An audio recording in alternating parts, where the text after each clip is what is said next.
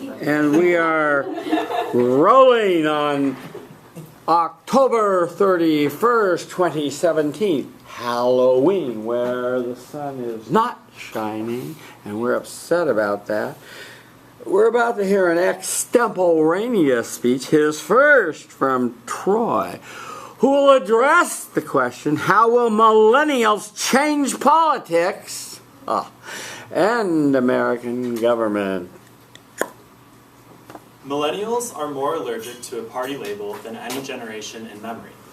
This, from Time political contributor Paul Taylor in his 2016 piece, The Kids Are All Left. Good.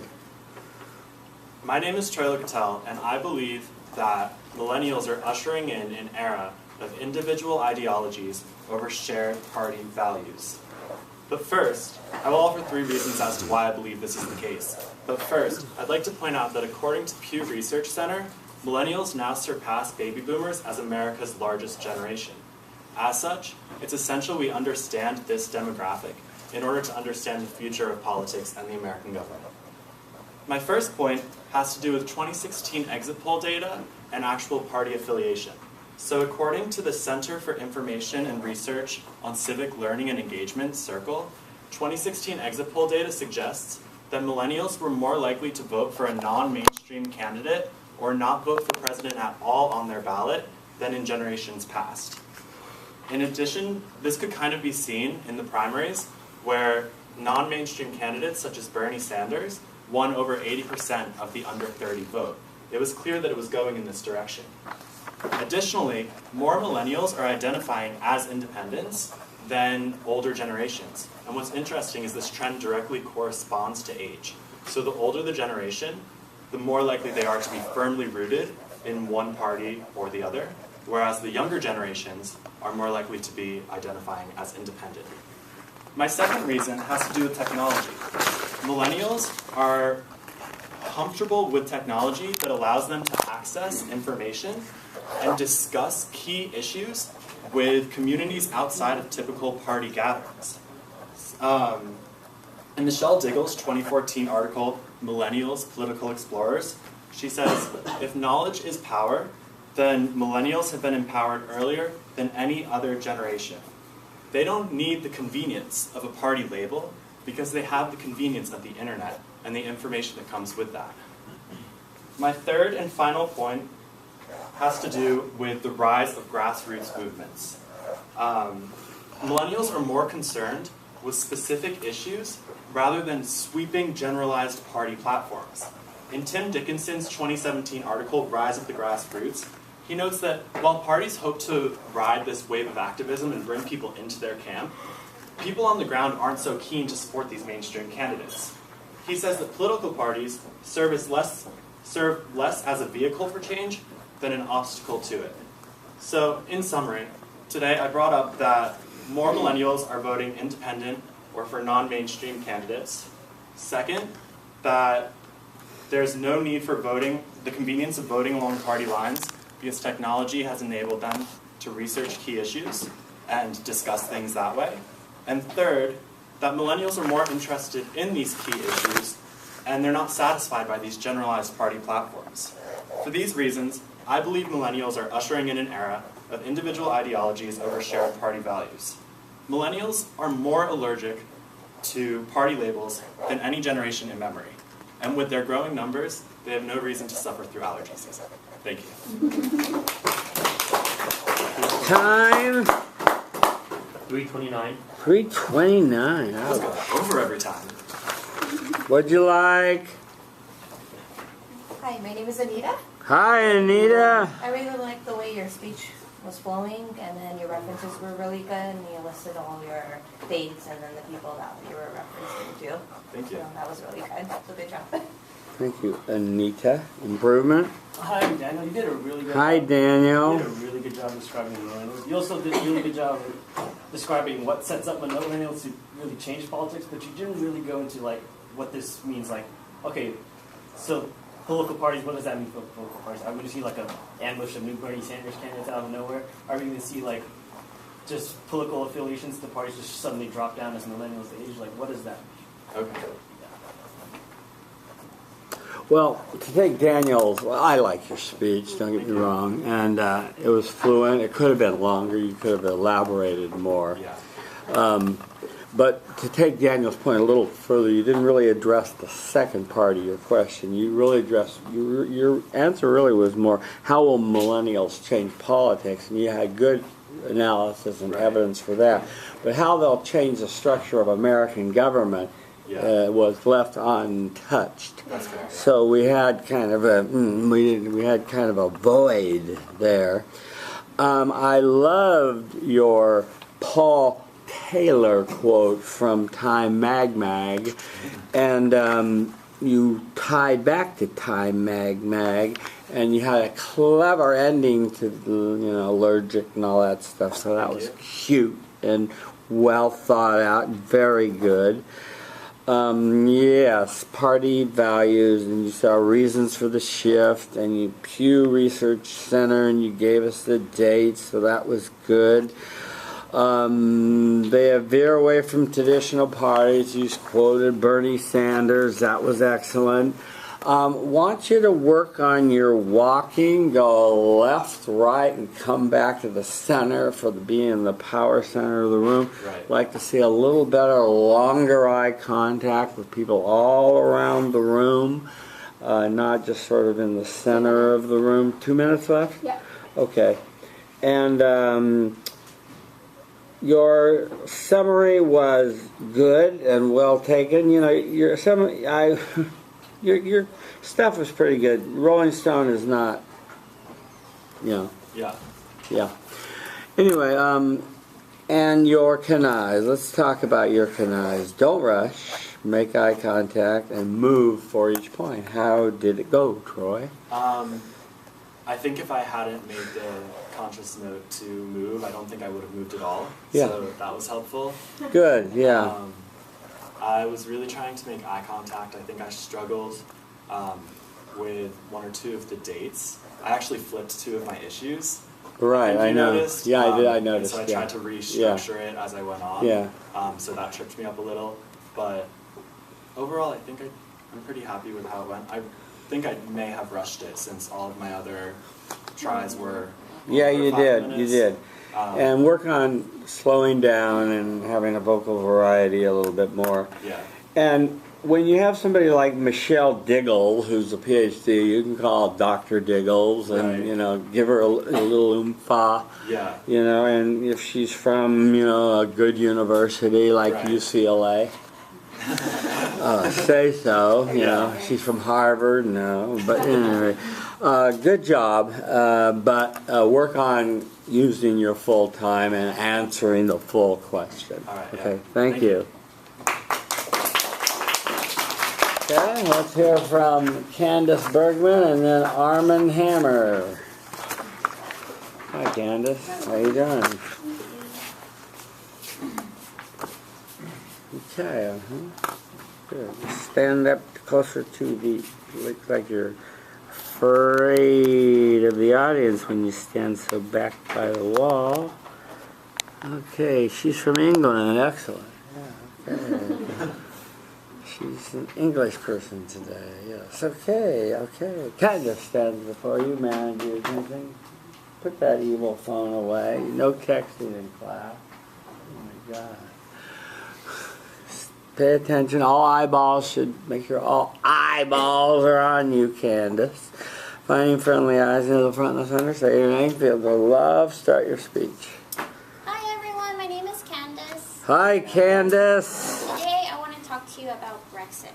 So I'm sure many of you remember last year all of the news stations were buzzing about Brexit.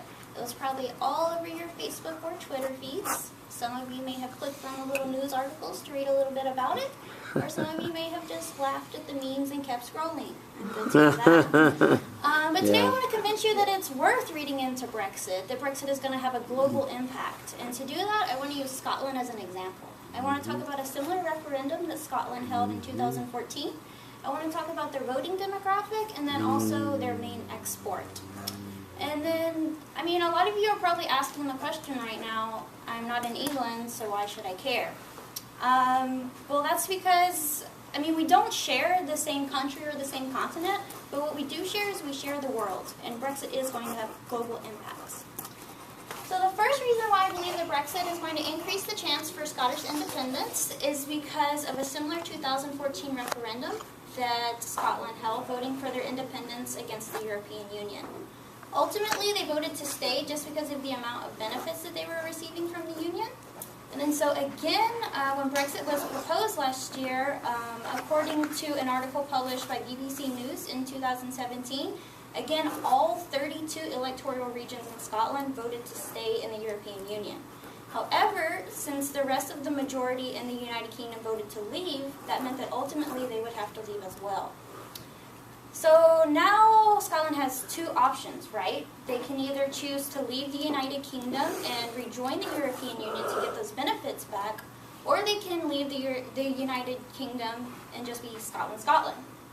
Either way, both of these options lead to Scotland leaving the United Kingdom and becoming independent. Now, the second reason why I believe that Brexit is going to lead to Scottish independence is because Scotland's main export is the fishing industry. And according to an article published shortly following the Brexit vote, the main supporters of that 2014 referendum that I mentioned earlier was members of the fishing industry. This is because they believed that the European Union was placing too strict regulations on the fishing industry. However, now they're even more concerned because London will be in control of those regulations, and London has no concern whatsoever for the fishing industry. They really believe that the decisions that affect the Scottish people should be left in the hands of the Scottish people. Now, the third reason why I believe that Brexit is going to increase the chance for Scottish independence is because of Scotland's voting demographic. Compared to the rest of the United Kingdom, Scotland is considerably more liberal, especially things like LGBTQ rights or immigration, which is a really hot topic in England right now. And so when it comes to voting, their views are not being reflected compared to the rest of the United Kingdom. Also, their voting demographic, according to an article published by American Ethnologist in 2017, when it came to Brexit, there was a clear line drawn in the sand where all of the older members were voting to leave the European Union and all of the younger members were voting to stay in the European Union. And it was almost a 50-50. However, there was a large portion of the young population that did not show up to vote. And there is not going to be another referendum for Scottish independence held until after Brexit has concluded, which is most likely going to be in 2019. So that gives younger voters a time to educate themselves and show up to the voting polls in 2019. Now, I've given you 3 reasons why I believe that Brexit will increase the chance for Scottish independence. And I hope that I've convinced you to go beyond the memes and to read a little bit more about what Brexit is going to do to the rest of the world, because this is our world and we deserve to know what's going on in it. Thank you. Thank you.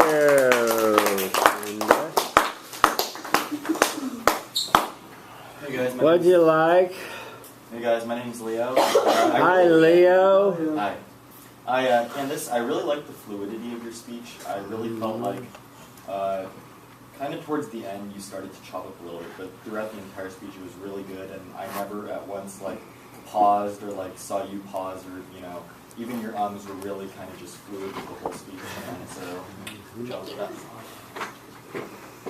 My name is Kelvin. Hi, Kelvin. Hello. So I would say, generally, I really liked how you used the pause.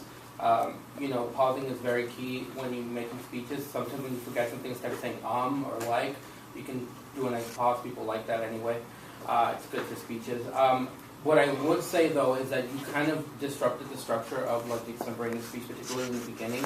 You kind of, I don't know if you even stated a thesis statement, or even if you had, the preview you did have was just a thesis statement, I think. Or there might have been something else missing. So just follow the structure of this extemporaneous speech. But generally speaking, you were a great speaker, so that didn't really, I didn't really notice it because it was such a great speech. So. Thank you. Good job. Yeah. Yeah, Candice, About really, 2 minutes. really good speech and on a really difficult topic.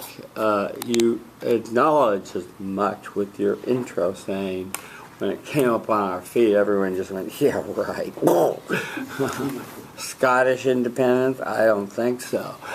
Right? The debate team was different. We had to debate it, so our debaters know something about it. I know something about it, but most people were. So you were right about that.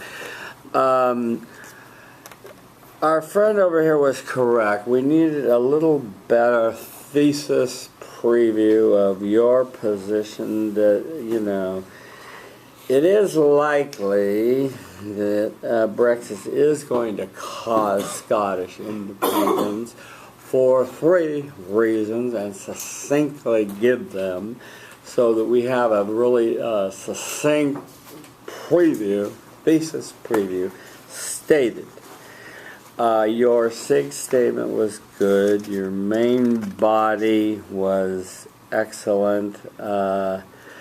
Your research was top flight from good scholarly sources from the deep internet, none of this Google BS. Really liked the American Ethnologist, really excellent quote from there. I like the old-young dichotomy you identified. You fell down a little on not having a great summary, and that would have been really a stronger ending. And then if you could have concluded with, next time Scotland comes up on your Apple 10, read it, something like that. Anyway, good job, Candice. Thank you. Okay, that brings us to Arman, followed by Kelvin. Rock and roll.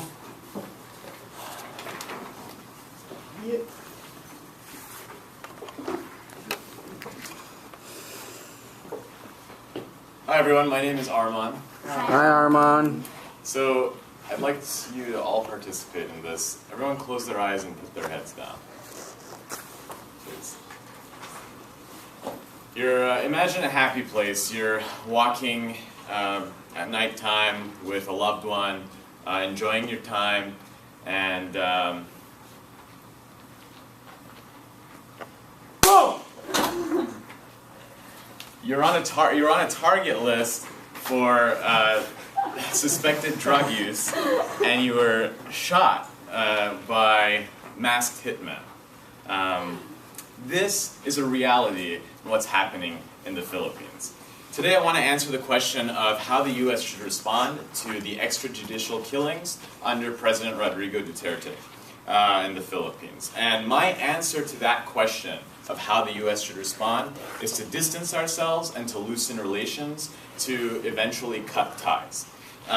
3 reasons why I've made this, why my answer of how the U.S. should respond is because Duterte is dangerous. Being allied with the Philippines brings no benefit to the U.S., and Duterte will not adapt a more humane strategy. The reason this is significant, the reason for this speech is to communicate that the Philippines' unorthodox approach to the drug crisis is why the U.S. should cut ties. So my first point, the first reason why I think the U.S. should cut ties with the Philippines is because President Rodrigo Duterte is dangerous and a serious threat to humanity.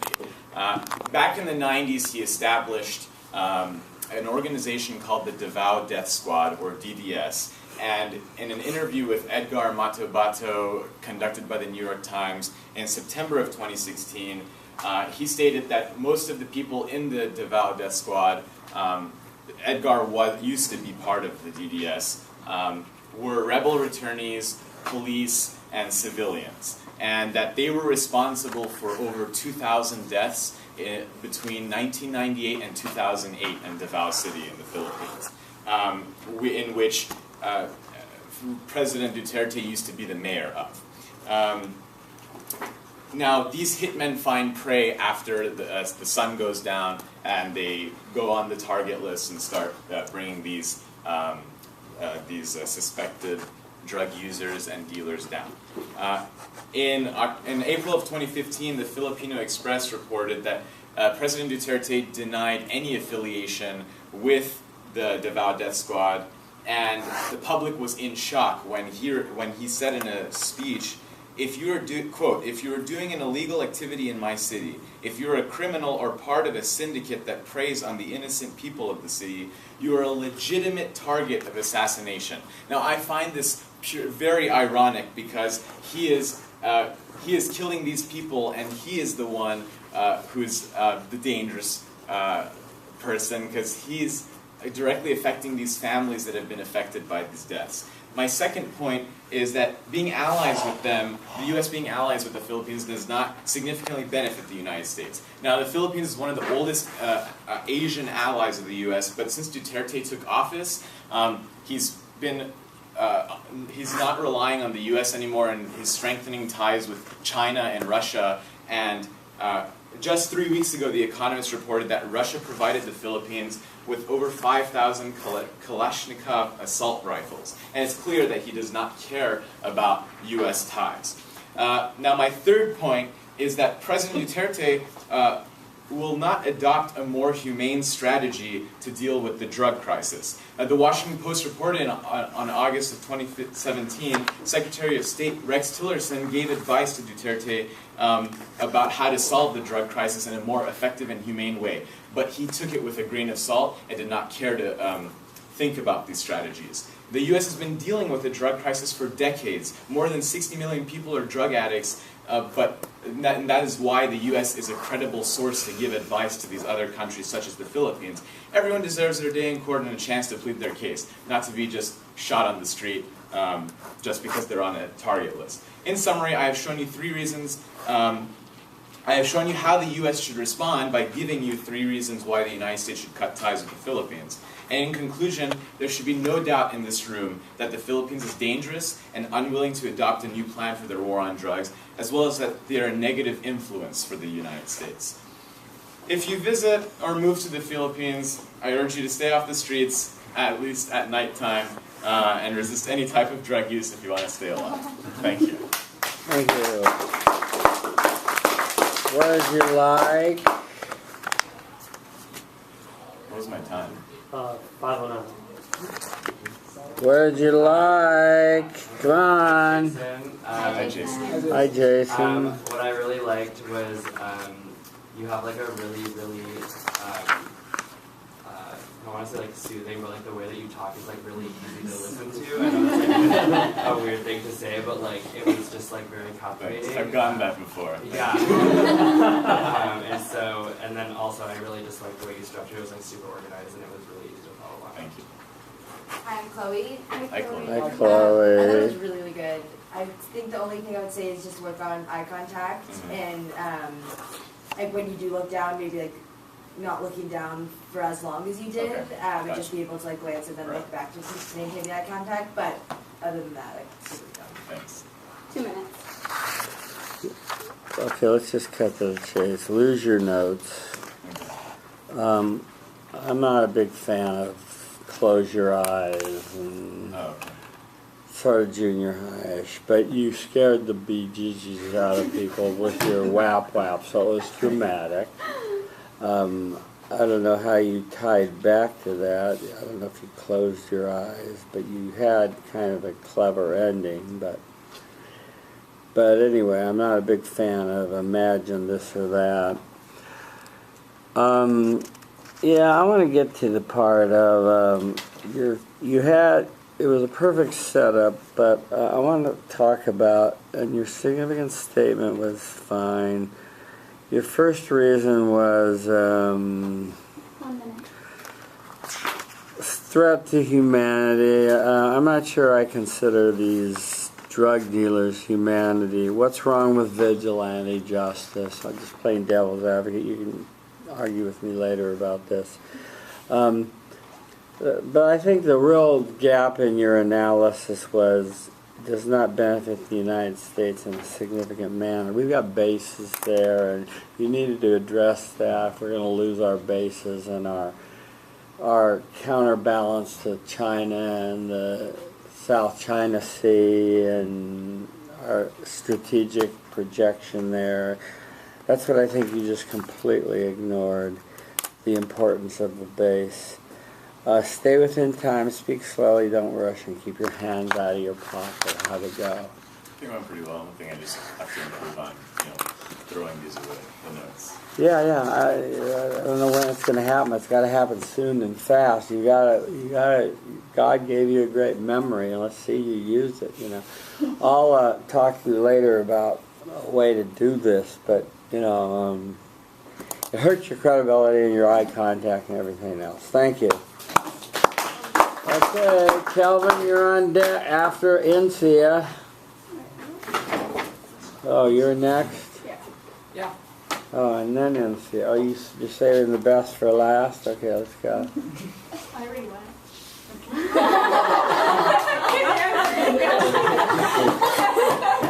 Okay, let's rock and roll, please. All right. I'm totally kidding.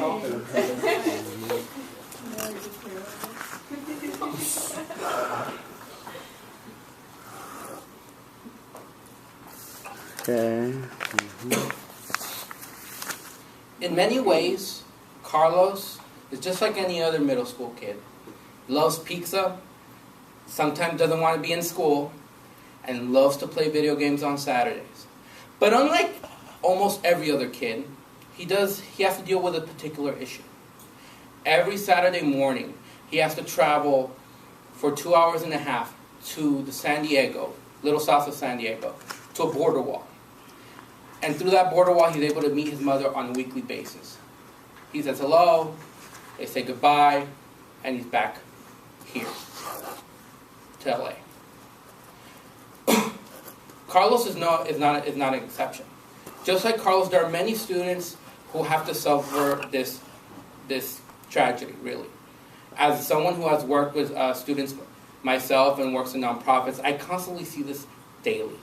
Students without parents, students without loved ones that can care for them. And that's something that's very serious. And every time they come back, they always bring and say the same thing. The border wall, it's going to get bigger. I'm not going to be able to see my mother anymore. That's a big issue. Which leads me to today's question. Will Trump's border wall be funded? To which I answer, not likely. Today I will give you 3 reasons to support my claim. First, there's inconsistent pricing. Nobody knows how much this thing is going to cost. Second, the American public doesn't really support it. They don't care. They don't care about a wall. Third, it doesn't even do the job. So first, I wanted to talk about the issue of inconsistent pricing. Why can't we decide on how much it's worth? According to the May edition of the 2017 May edition of Time magazine, they found that House Democrats believe that the border wall could cost upwards of $70 billion. That's a hefty price tag for a wall. But this is not just a partisan issue. It's not just Democrats trying to oversell this idea. It's also contained within the executive branch, because according to the U.S. Department of Homeland Security, a February 2017 report, they claim that the border wall can cost somewhere north of $20 billion, which coincidentally is in contrast with what the president himself has said, that it would cost somewhere around $15 to $14 billion. So not just a partisan issue. It's also an issue within the Republican Party itself, because as you know, the U.S. Department of Homeland Security is headed by staffed by supporters of Trump. Another thing I want to address that's very important is people don't really want it. People don't see a need for it. According to Pew Research statistic published January of 2017, less than 39% of people even think a border wall would be pertinent to U.S. immigration policy. People don't want it. And this has also been true for the past decade. Since 2005, the concern for immigration has dropped nearly 15%, regardless of Trump. Even though we've had an incendiary past election cycle where immigration was brought to the forefront. It has been on decline in over the past decade. People just don't really think it's an important issue. Lastly, I want to talk about, well, does it even work? Do people care? Do people don't care? People don't see a need for it? But does it even work? To which the statistics proves otherwise. According to the 13 U.S. Census, there was a 1.2 million people who migrated to the country in that year. Now, of those who migrated, the people who led the pack was China, India, and then Mexico. 147,000, 129,000, and then Mexico with an unimpressive 125,000. By the way, this is illegal immigrants and legal immigrants. So this statistic clearly shows that Mexican population has been in decline in terms of coming into this country illegally. Also, close to 50% of the people who are here illegally, who are Mexican Americans, come here by overstaying their visas, not by crossing a border wall. So they're not doing illegally jumping, and this is according to the New York Times publication May of 2017. So really a border wall is not even necessary because most people coming here are overstaying the visas, and less Mexican Americans have been migrating according to a 2013 U.S. Census statistic. So today we talked about the issue of will Trump's border wall be funded? Or will Trump's wall be funded? To answer, not really, not likely. We talked about 3 different distinct reasons. First, nobody can agree on the price tag. Second, nobody wants it. Third, it just doesn't work.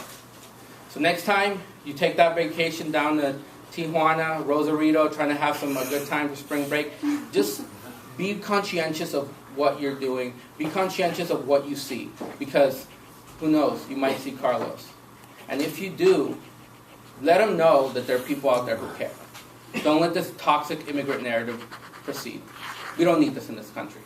And the border wall, I don't see it in our future. Thank you.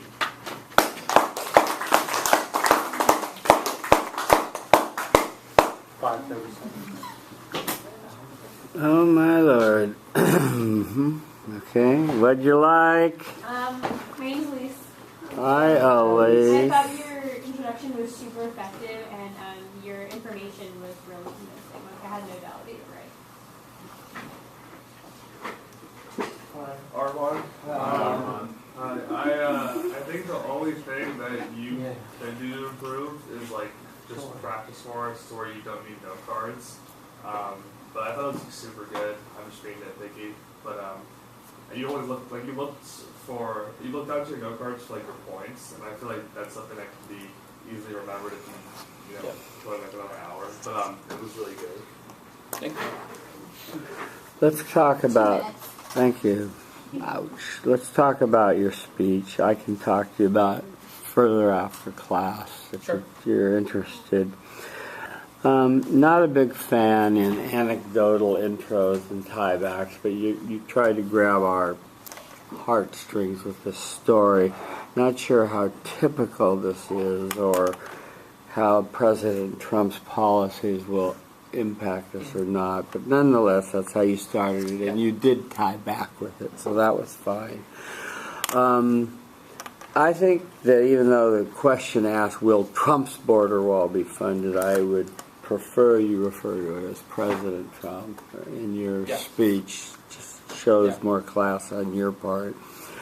Your preview was good. I agree with the comment of you were too note dependent and it hurt your credibility. I really didn't think you needed it. You know,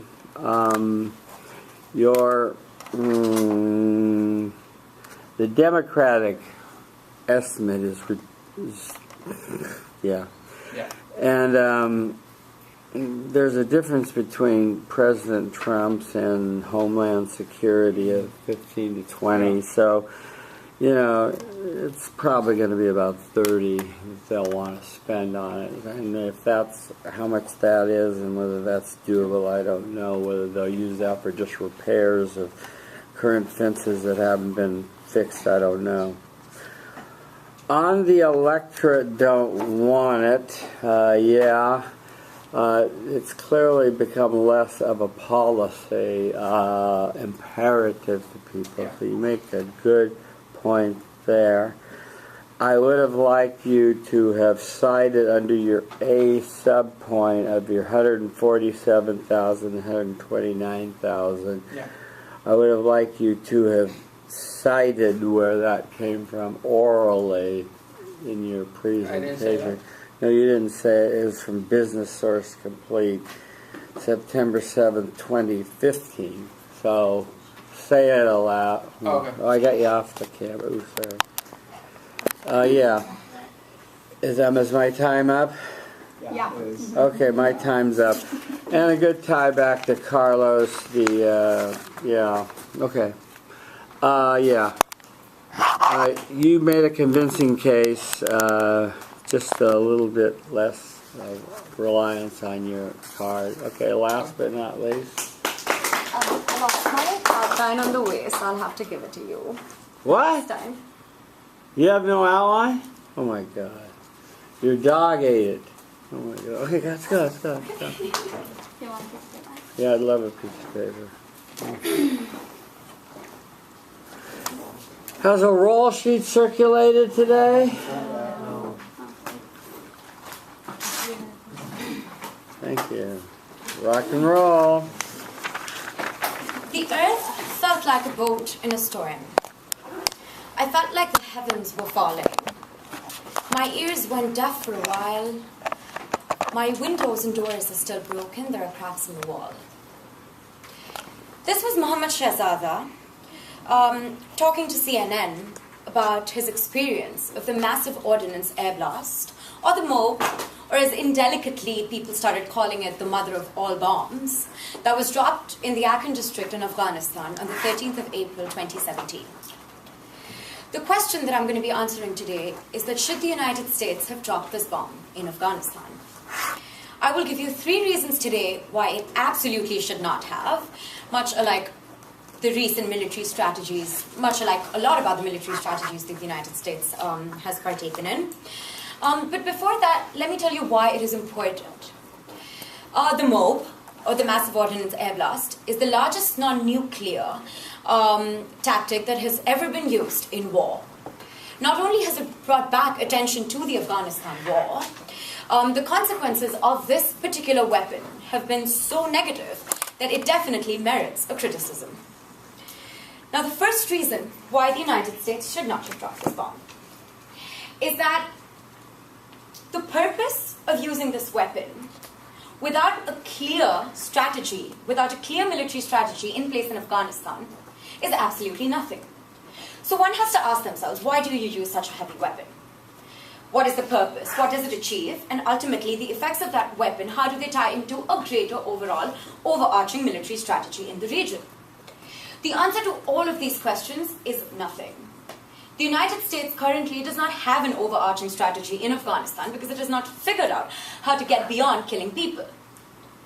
Anthony Kordsman, in a recent article that came out by the Center of International and Strategic Studies, recently stated that the United States has spent about $841 billion on the war in Afghanistan, which has no clear end in sight. Each bomb itself is estimated to have cost about $170,000. Now the point is, when you're using such expensive weapons for a war that has no end in sight, it is clearly significant of a shallow US diplomatic and strategic policy, where they cannot come up with a way to get beyond killing people. The second reason why the United States should not have dropped this bomb is that the scale on which this bomb was dropped did not merit its use. Robin Wright, who is a Pulitzer Prize winner, recently wrote for the New York Times, and she originally made this argument, so this is not an original, that there are only about 700 to 800 ISIS fighters in all of Afghanistan. Now this was the biggest non-nuclear bomb that has ever been used in war, with targeting only 800 people. ISIS was on the brink of falling apart in Afghanistan. So one must ask, why was such a heavy military weapon used against such a small target? Right, now the third reason why the United States should not have used this weapon is probably a really important one. or according to me, the most important one. The negative psychological impacts of this weapon on the Afghans who are fighting against ISIS and who had been pro the United States is so negative that it will ultimately hurt American interests. So, Hamid Karzai, the former president of Afghanistan, tweeted this, and this is a quote directly from Twitter, that this was not fighting a war on terror. This was the most inhuman and brutal use of our homeland as a testing ground for US weapons. Afghans have perceived this weapon usage as somehow being done solely for the purposes of using their own country as a testing ground. They see US interference currently as an occupation. They are more inclined to get anti the United States. And as I've already explained, that this is a war that currently has no end in sight. If we keep alienating the innocent populace even further and further, it makes it more difficult for us to get out of the quagmire that we have been stuck in since 2001. So I've shown you 3 reasons why the United States should not have dropped this bomb. First being that without a clear military strategy, there is no purpose of dropping such a heavy weapon. The second one being that such a small target did not merit its use. And thirdly, the psychological impacts have ultimately backfired on the overall involvement of the United States in Afghanistan. The United States has made many military mistakes in the past 1 year. But somehow, because of this huge propaganda that has been created by these massive weapons that are being used, makes it even more important for us to analyze why those weapons are being used. There should be no doubt in this room that the United States should not have used this weapon. There should be no doubt in this room that many Afghanis, such as Mohammed Shahzada, who I quoted in the beginning, have been negatively influenced by this. And there should be no doubt that we need to take a step back from this propaganda to analyze what the ultimate purpose was, what this kind of weapon ultimately serves, which was, in this case, nothing. Thank you. Thank you.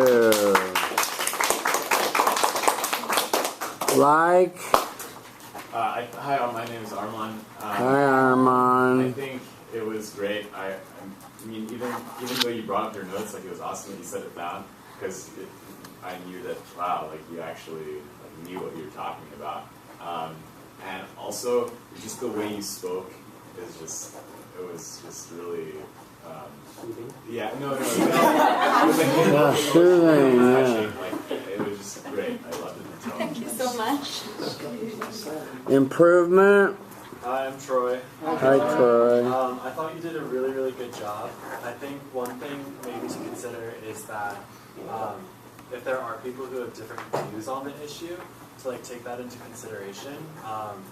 And I think maybe that could be done. You spoke with a really good confidence through the whole time, but sometimes reeling it in and then trying to get people who might not be 100% with you yet on board with you. But overall, I think you did a great job. Can I answer something? Free country, people are dying in Syria, so you have freedom of speech and liberty, so enjoy I'll it. be quick. I think your speech was amazing. Here's the thing, you're at 100%, right? In terms of your gesturing. Take that to 90. I'm not saying, I'm saying this because sometimes because your subject is so complex, so you by just the gesturing just a little bit, and I'm thinking you're at 100. I'm saying go 90, right? I'm saying it's fantastic because sometimes it takes away from what you're saying because people are then focusing on your movement as opposed to what you're actually saying, and they're just saying, "Oh, she sounds so confident," but then they're not listening to the substance of your speech. So I'm not saying stop it because it's still needed and it's necessary, but just take it from 100% to 90, and you're golden. This is fantastic. Okay, let me talk to her really quickly because we're way over time. Thank you for those comments. The issue of you have a great passion, but you started really high and kept it high. And you want to go for something like building attention that gets really more passionate in the end so that we have sort of a climax at the end of your speech and not just a you're so heavy in the beginning. So where do you go from here? And it's like we're worn out by the end of your speech. Oh my God. Secondly, I agree with Troy that you are so darn caught. What's the nothing you say right. You needed to say, well, the American rationale was, and then rebut it. And don't just say, they're just a bunch of warmongers testing out their ordinance. That's laughable. And bring the other side in, refute it, and then go about it. But the problem was, I did try to make that argument just like really quickly because I know we're out of time. But the fact is that like my argument was more that stay in the power stance. My argument was more that the Afghans saw it this way. Whether it was really just warmongering or testing weapons, there's like no way to prove that they were just testing it for weapons. Okay, yeah. So I kind of like didn't want to go down that route because I would like start. Also, it's a very complicated issue that you point out, and it's the issue of how to explain and justify Afghanistan is tremendously complicated. Yeah. And let's see, did I already announce the extra credit available by attending that thing? Okay, so get your second speech going and ready. Everyone should be ready next week with your second Extemp speech.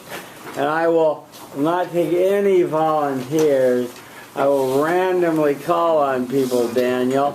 Yeah, please give me the sign-up sheet back. If you didn't sign the roll sheet, come and see me. Thank you so much, Professor. You're welcome.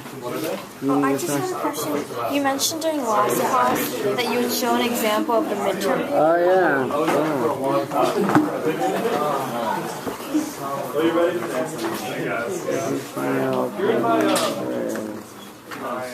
I didn't bring it. I lied. I'll bring it next week. Okay. All right. Thank you. Or you should walk to my office if you're really dying to see it today. No, I'll just catch you next week. Okay.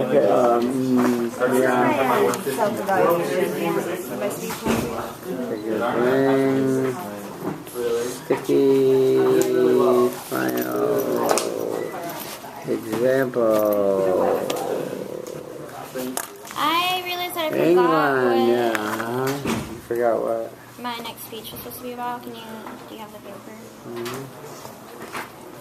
Don't disappear with that. This might sound like Self-evaluation. Thank you. Self-evaluation. Yeah. For self-evaluations, does it matter if you guys turn in next week or? Free country. Yeah. I was ill last week, so I was hoping to sign up for. What a tragedy. Yeah, it's very Well, unfortunate. do it quickly. There's another class coming in here, and I've got people back at my office waiting to meet me. So, this is still running. Yeah,